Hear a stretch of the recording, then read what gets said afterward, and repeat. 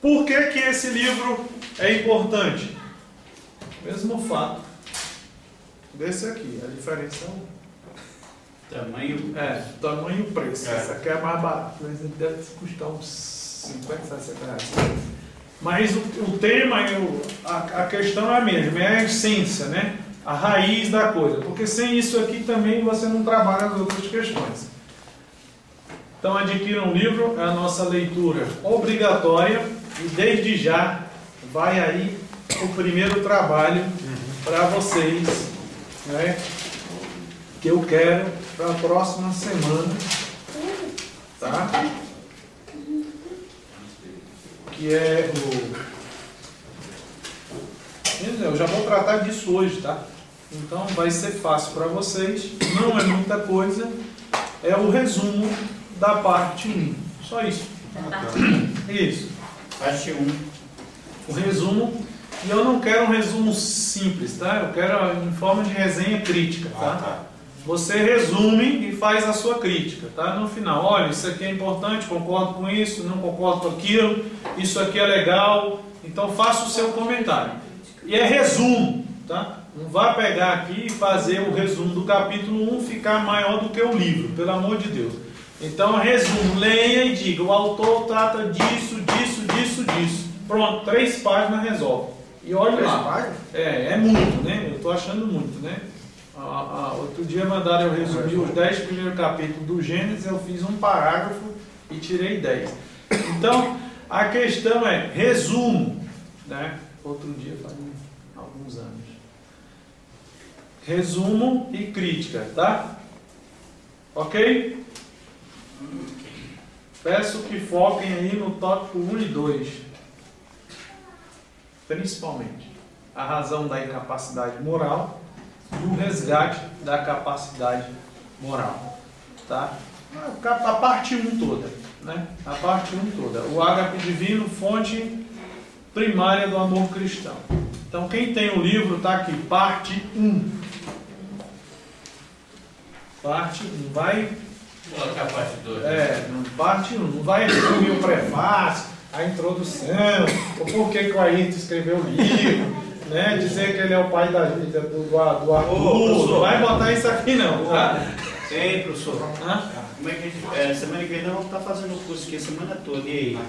Eu não sei como é que vai ser isso. Cadê o Alex? Tá aí? Alex! Oi. Esse curso semana que vem, como é que é isso? Esse curso semana que vem, segunda a sexta, de 7h30 às 10h30. Sim, mas a turma aqui, como é? Sim, você quer saber como é o curso, eu vou dizendo como é. Você é um bicho bruto. Diga aí, como é que vai ficar aqui? Depois de conversa fora desse ambiente. Vai ficar mais feio. Dependendo da conversa, você não precisa nem me dar aula amanhã mais. Eu vou falar com a Ayrton se ele vai transferir essa aula lá para a igreja ou se o curso vai ser lá. Pronto. Então, amanhã a gente já tem uma resposta. Pronto, fechou. Então, avaliação, leitura obrigatória e a primeira nota, o resumo, né? Semana que vem, até sexta, eu quero esse resumo da primeira parte. E depois nós vamos ter uma outra avaliação, tá? Ok? Ok. Tudo entendido aí nos conformes.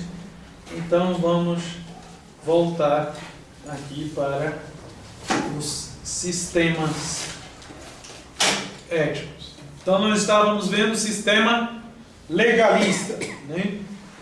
Então a lei pela lei, a rigidez, né? Essa ideia de que é mais fácil você oprimir para formar do que libertar e educar a pessoa, de certa forma é mais rápido, né?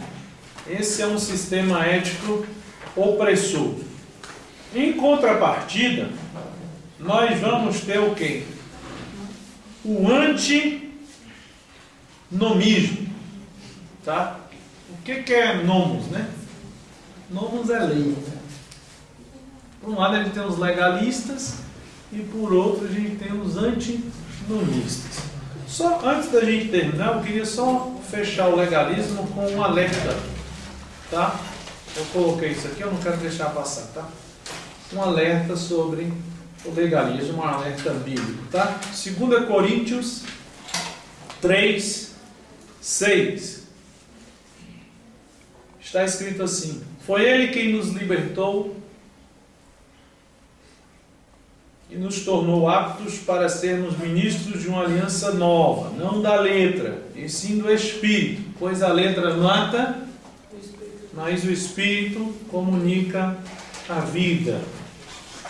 Romanos 7, 6. Agora, porém, estamos livres da lei, tendo morrido para o que nos mantinha cativos, e assim podermos servir. O pessoal gosta, né? Em novidade de espírito, não da caducidade da lei. Nós servimos em novidade de vida. Então, Romanos 7. E 7,6. E mais um textinho, né? Marcos 7, 9. Eu queria que vocês pegassem esse aí, porque esse pega aí na Almeida, Marcos 7, 9. Na TEB, que é melhor. André, TEB ou Jerusalém, que vai melhor? Peregrino. Peregrino? Nova tradução na linguagem de hoje. Marcos. Eu gosto. 7, 9. Pior que eu gosto. Marcos 7, 9. Olha aí. Ele lhes dizia: é bem isto. Rejeitais o mandamento de Deus para guardar vossa tradição. Então, o que acontece aí com o legalista? O legalista, ele coloca, né, a lei, os costumes, acima, muitas vezes, do Evangelho. Né? Isso é fato. Então, a palavra de Deus vai muito contra esse tipo de coisa. Né? Aqui nós também poderíamos citar diversos exemplos pastorais das igrejas, né? E nós iríamos passar a noite citando e iríamos ter muito pano para manga, né? O Cícero até falou ali do jogo de futebol dele. No intervalo, ele estava rindo. Então, nosso sistema legalista é cheio desse negócio. Vamos para o sistema antinômico, né? Ou o antinomismo. No antinomismo, é praticamente o oposto, né? Sem lei, antinômico, né? Sem lei, o indivíduo começa a se tornar o próprio código de ética. Ele começa a tomar as decisões, né? Sem levar em conta o padrão existente, no nosso caso, a palavra de Deus, o decálogo, e ele se torna o padrão, né? Ou ele ou a instituição dele. Como consequência disso, nós vamos ter liberalismo, libertinagem e um monte de coisas assim. Dentro da igreja, onde é que nós podemos detectar esse tipo de antinomismo? Por exemplo, igrejas que relativizam, né, a revelação, usando métodos teológicos de interpretação. Um exemplo disso é a atual aceitação por algumas igrejas do casamento homossexual. Então, eu relativizo a revelação, dizendo, não, naquela época não se aceitava isso porque era um fator cultural. A pessoa era muito machista. Agora não, o que vale é o amor. Então, eu aceito, né? Valorizam demasiadamente o homem e seus desejos e suas vontades. Então tudo pode, porque você merece. Então, o que nós devemos fazer? Promover você. Então, se eu promover você, eu tenho que dizer que você não é pecador, que não precisa de lei, então eu vou fazer. Então, o antinômico ele tende muito por aí, né? É aquela velha frase da igreja, tem que falar daquela igreja, tem até um deputado aí, Universal. Não, aqui de Brasília. o Rodovar. Bispo Rodovar. Salva a nossa terra. Quando aquela salva a nossa terra, tinha muito esse lema, né? Venha do jeito que você está. Mas não era porque. É lógico que a pessoa vem do jeito que ela. Como é que ela vem? Ela vem do jeito que ela está, né? Ela vem do jeito que ela é, não tem como mudar isso. Mas a ideia por trás disso não era essa. A ideia é: você não precisa mudar de vida. Venha frequentar a igreja e não precisa mudar de vida, né? Porque você tem que ser você. Então, se você é assim, então continue assim.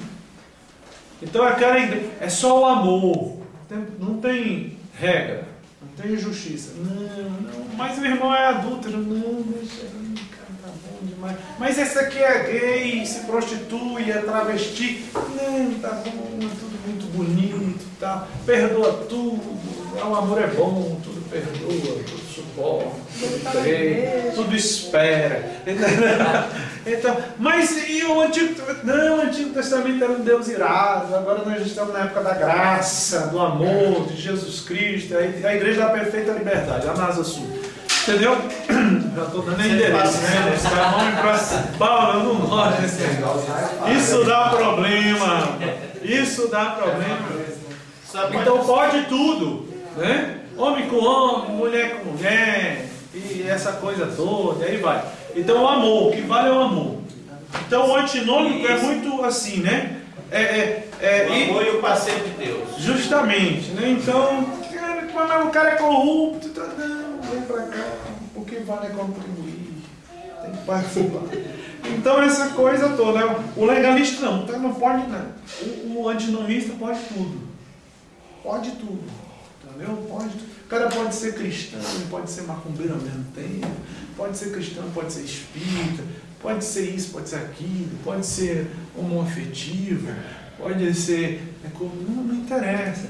Né? E outra, e ele é motivado também a trazer coisas, né? Porque tudo pode, então traga o rock, traga a balada funk para dentro da igreja. Então vamos adaptar, porque não, aqui é uma igreja de surfista, então fazer o culto de sunga, todo mundo de biquíni, então vai lá.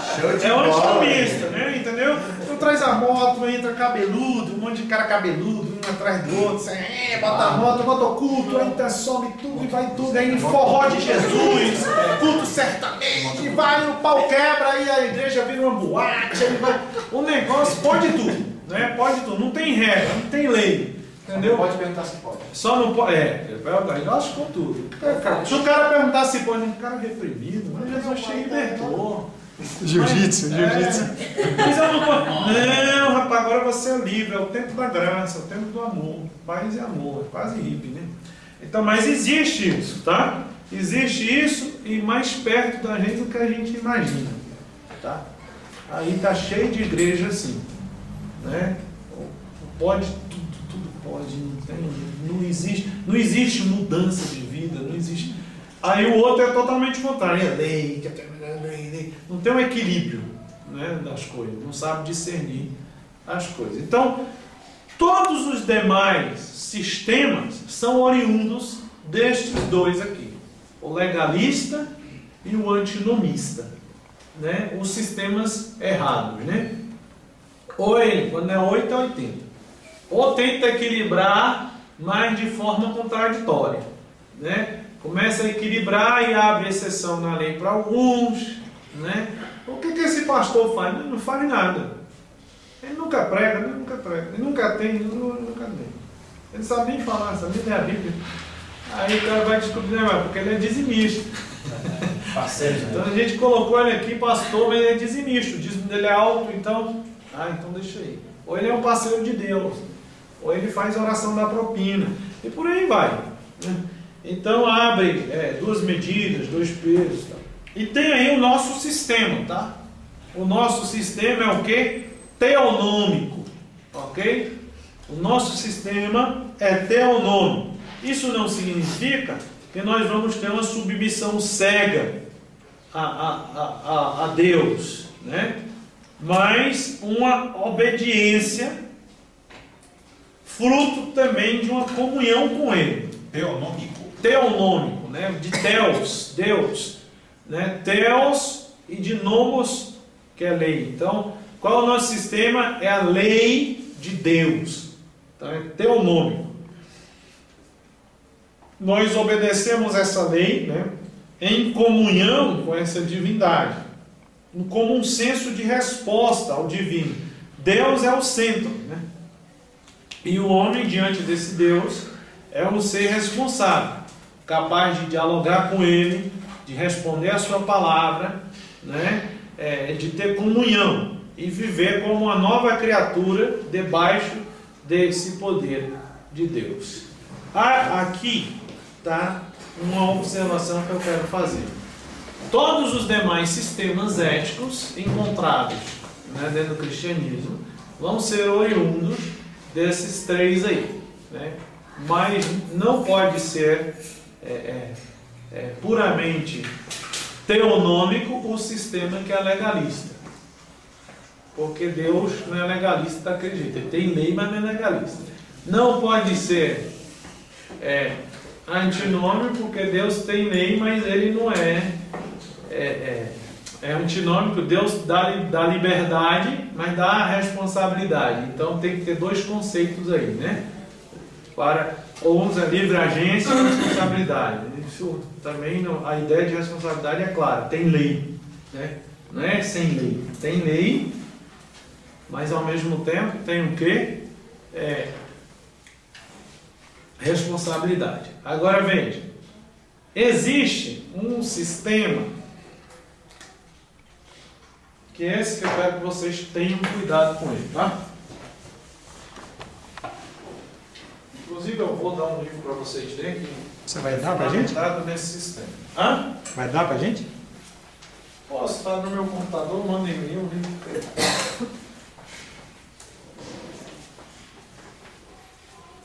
Olha lá, legalismo, teonomismo, situacionismo, antinomismo, e aqui vem o perigoso, tá? Lembrem desse, esse é o perigoso, ó. Hierarquismo.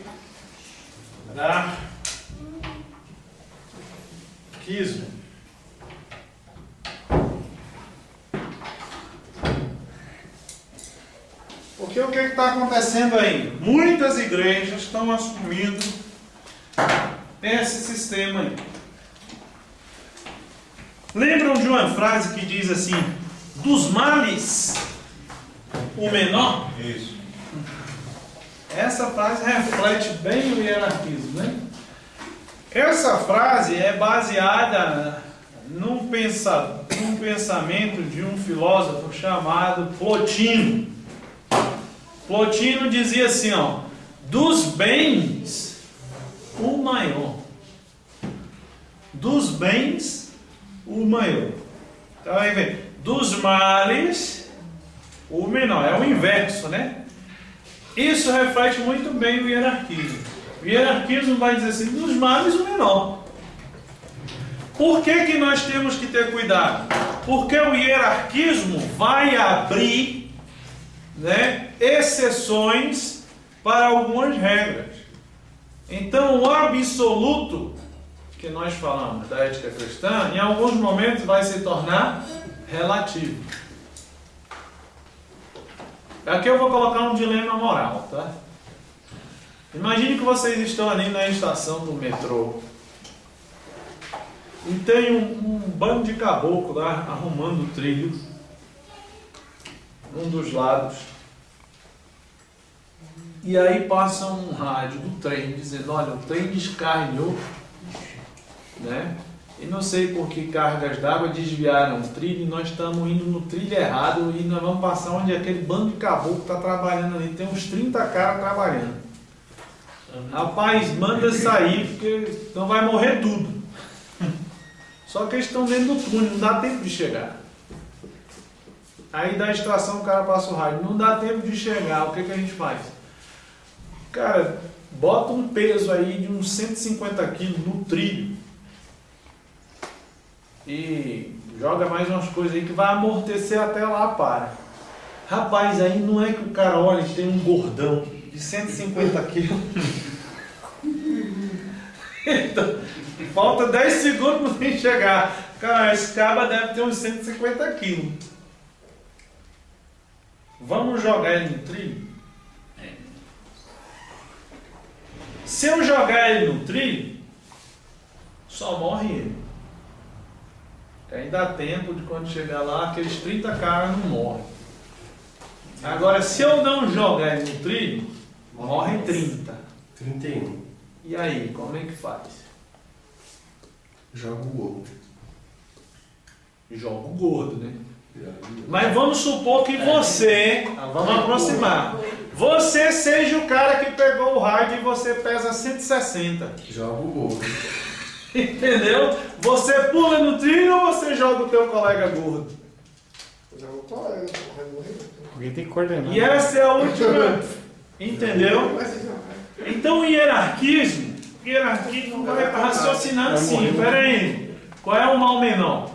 Morrer 1 ou morrer 30?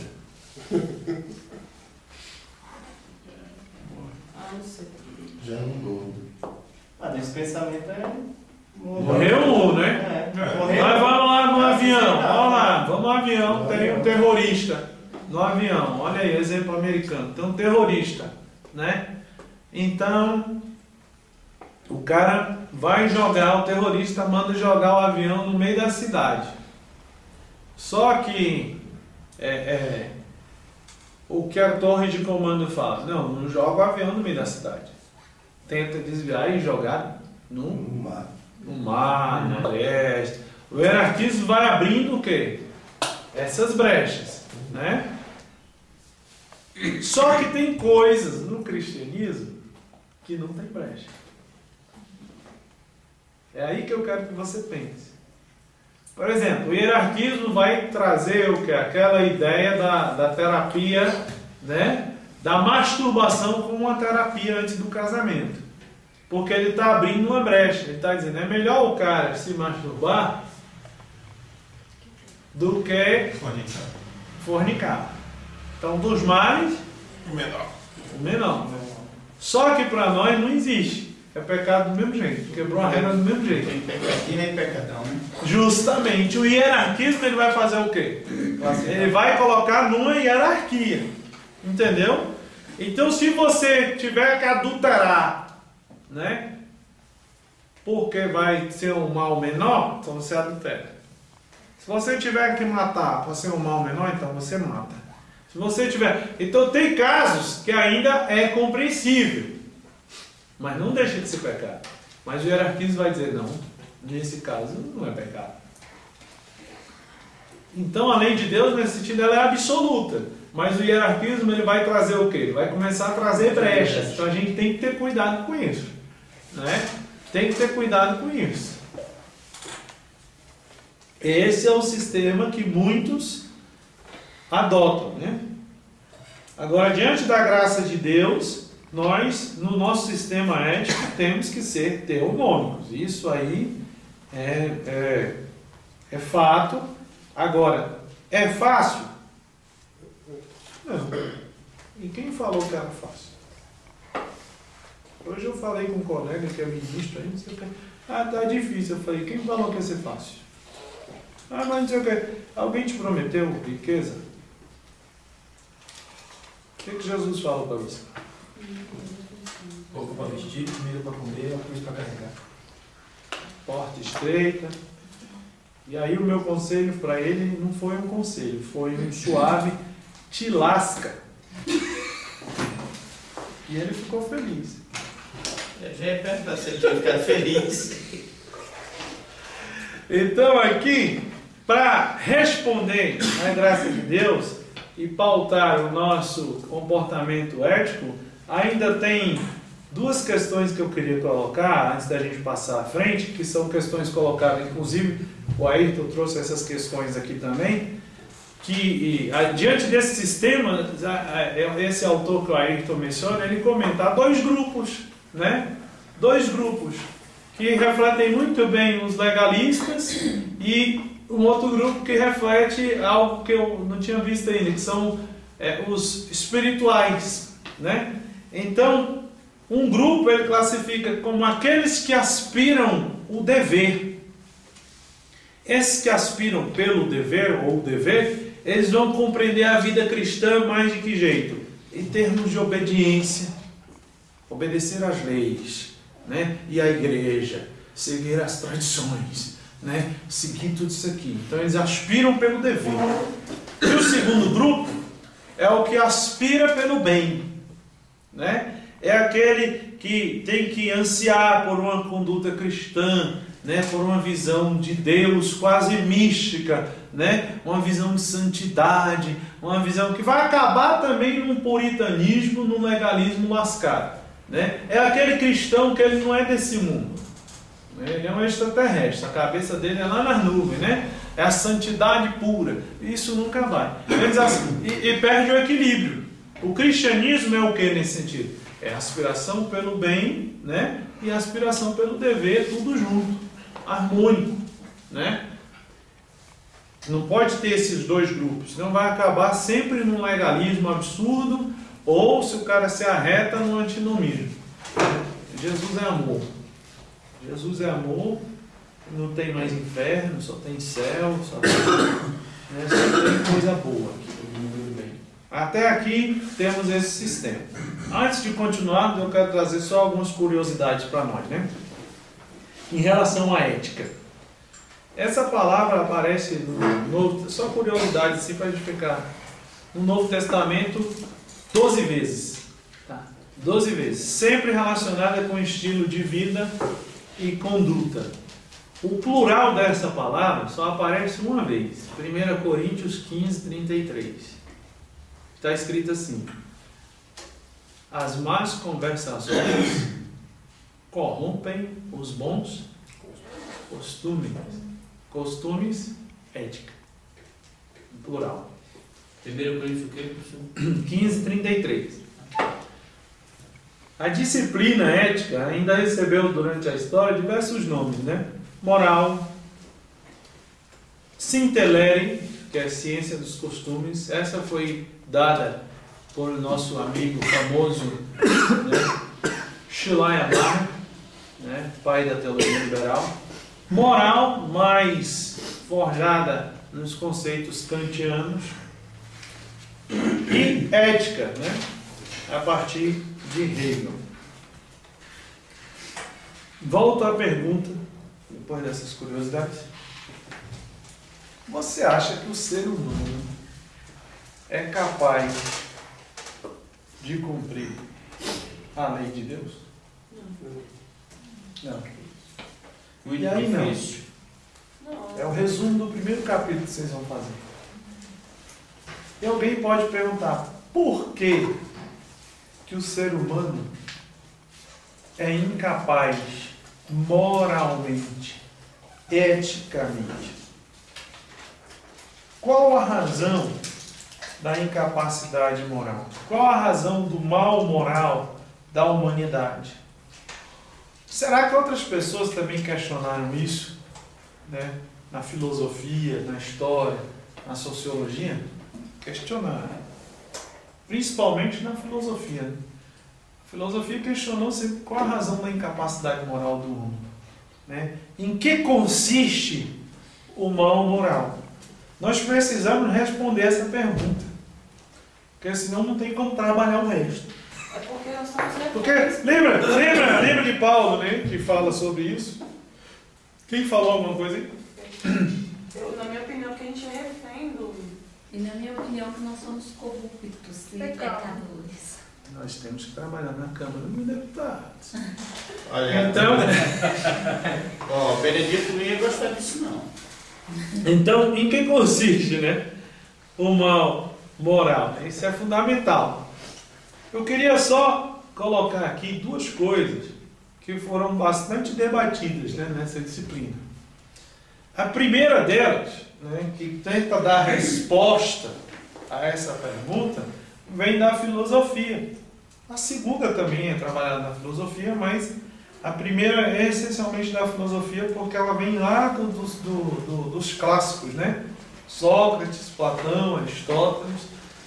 Então eles vão dizer o seguinte, olha, a razão da incapacidade moral do homem é a falta de razão, é a falta de conhecimento, é a ignorância. O problema da incapacidade moral do homem é porque ele é ignorante, né? A falta de conhecimento é o pressuposto para ele ser um incapaz. Então o homem precisa buscar conhecer as leis, os costumes, conhecer a si mesmo, né? Para quê? Para que ele adquira ou passe a viver uma vida moral. Sócrates, né? Ele disse que a razão precisa estar imbuída de conhecimento. Porque quando a razão, aí a razão, o intelecto, o ser humano, né, cabeça, não está imbuída de conhecimento, aí surge o problema moral. Ou seja, o mal moral está aonde? Na ignorância. Aqui tem uma frase, né, atribuída a Sócrates. Eticidade, né, ou ética, significa racionalidade. Ação. Tem uma moto empacando ali. Tem uma moto ali. Então a ética vai carecer, o viver ético carece então de uma vivência racional, de conhecimento. Platão vai dizer assim, olha, a alma racional deve dominar a alma concupiscível. O que ele está dizendo? Ele está dizendo que o ser racional deve dominar o ser corrupto que existe no homem. Aí Platão já está tratando de uma dualidade, né? Corpo, alma, né? É o mundo das ideias,